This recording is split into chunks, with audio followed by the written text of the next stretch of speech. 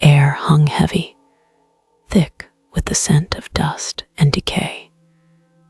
Even through the thick glass of the tour bus, I could feel the chill radiating from the Palais Garnier, the Paris Opera House.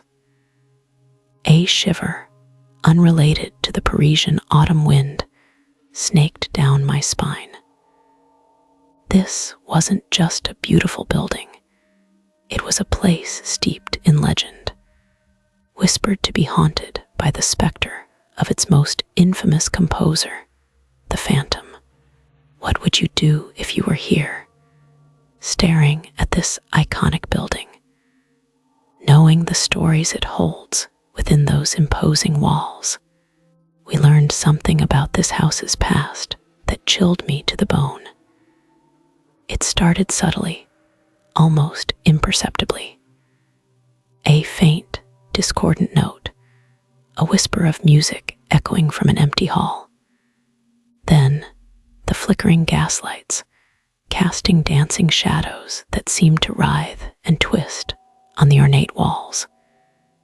These were the first signs, the whispers before the storm. Do these sounds seem familiar to you? The subtle preludes to something far more sinister. The tour guide, a young woman with bright, eager eyes, spoke of the phantom's legend with a nervous energy. She described the chilling tales passed down through generations of performers, the mysterious notes left on music stands, the inexplicable disappearances, and the chilling opera melodies that seemed to play themselves on silent instruments. I felt a prickling sensation on my skin, a feeling of being watched, of unseen eyes observing our every move. The cold, damp air seemed to cling to my clothes, a physical manifestation of the opera house's unsettling energy. The story, as she recounted it, spoke of a deformed genius, a musical prodigy hidden away in the labyrinthine depths of the building. He, the Phantom, fell madly in love with a young soprano, Christine Daae, and used his musical talent and his terrifying influence to manipulate her career, and indeed, the entire opera house. His power wasn't just musical, it was something more, something deeply unsettling, something supernatural. We descended into the bowels of the opera house, the steps echoing beneath our feet. The musty scent of age and forgotten things filled the air, a palpable sense of history clinging to the very stones.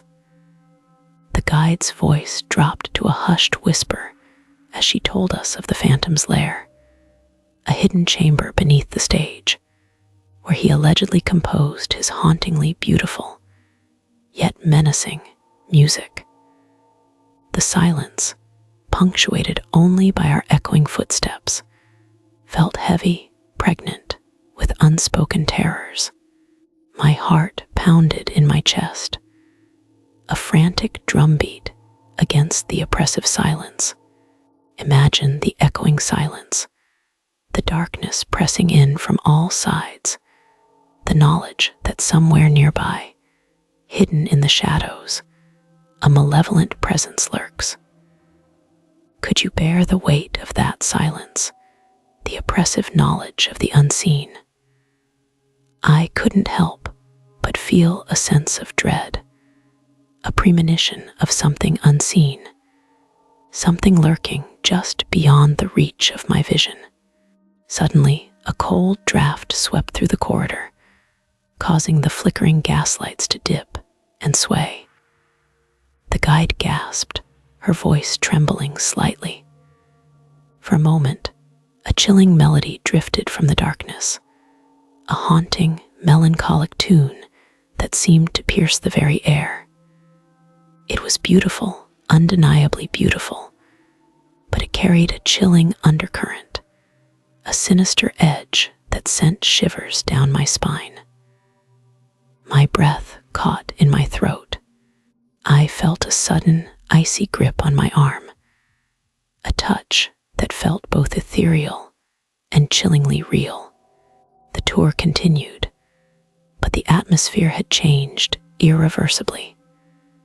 The playful chatter of the group had been replaced by a nervous hush, a shared awareness of something other. We passed through rooms where the shadows seemed to deepen, where the silence felt more profound, more menacing. Each creak of the floorboards, each rustle of fabric, sent a fresh wave of apprehension through the group. The air grew colder, the shadows more menacing. The very stones seemed to vibrate with a low, unsettling hum. We moved through the dressing rooms, each a small theater of its own, filled with the ghosts of countless performers. The faint scent of perfume and old makeup hung in the air, a ghostly reminder of the lives lived within these walls.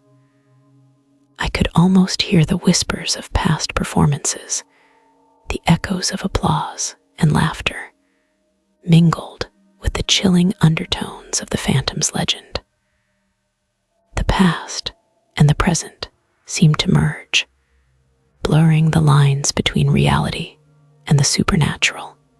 The climax of the tour took us to the stage itself.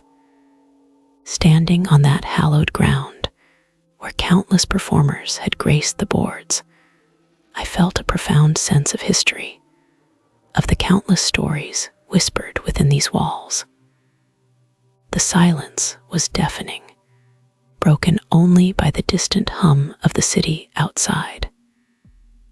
But beneath that hum, I could have sworn I heard a faint, almost imperceptible melody, a haunting tune that seemed to resonate from the very depths of the building. It was a chilling reminder of the Phantom's enduring presence.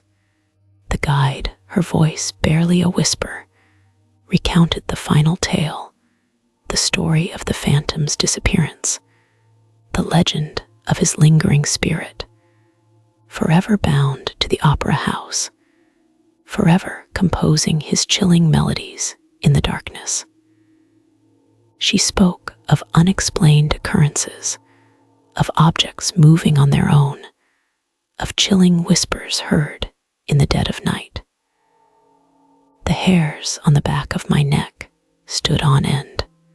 I felt a presence, a cold weight in the air, a sense of being watched, of something unseen, something malevolent, lurking just beyond the edge of my perception. As we left the opera house, stepping back into the bustling Parisian street, the chill remained. It wasn't just the cold night air, it was the lingering unease, the unsettling memory of the Phantom's legend, the lingering feeling of unseen eyes. The experience had left an indelible mark, a haunting reminder of the supernatural forces that may lurk just beyond the veil of reality. The sounds of the city seemed muted, overshadowed by the lingering echo of that chilling melody, a constant reminder of the ghostly presence that still haunts the Palais Garnier. What would you have done, faced with the chilling reality of the Phantom's presence? The memories of the evening continued to haunt me long after I left Paris. The flickering gaslights, the chilling melodies, the palpable sense of dread. It all felt intensely real, a vivid testament to the enduring power of the Phantom's legend. The opera house wasn't just a building. It was a vessel for the past, a repository of untold stories, a place where the boundaries between the living and the dead blurred and intertwined. And the chilling truth is, I still hear that melody sometimes, a faint whisper in the silence, a haunting reminder of the phantom's enduring presence. The experience left me questioning the very nature of reality, the thin line separating the world of the living and the spectral realm beyond. Even now, as I recount this tale, I feel a shiver run down my spine. The memory of the cold, damp corridors, the echoing silence, the chilling melody, it all remains vividly etched in my mind. And I wonder, do those who visit the Palais Garnier today still feel the phantom's presence, still hear his haunting music? Are you brave enough to find out for yourself? The choice, of course, is yours. But remember, some doors are better left unopened, some mysteries better left unsolved. The ghost of the opera house, it seems, is a force that lingers, a presence that endures, a spectral echo that continues to resonate through the ages. And perhaps, just perhaps, it's waiting for you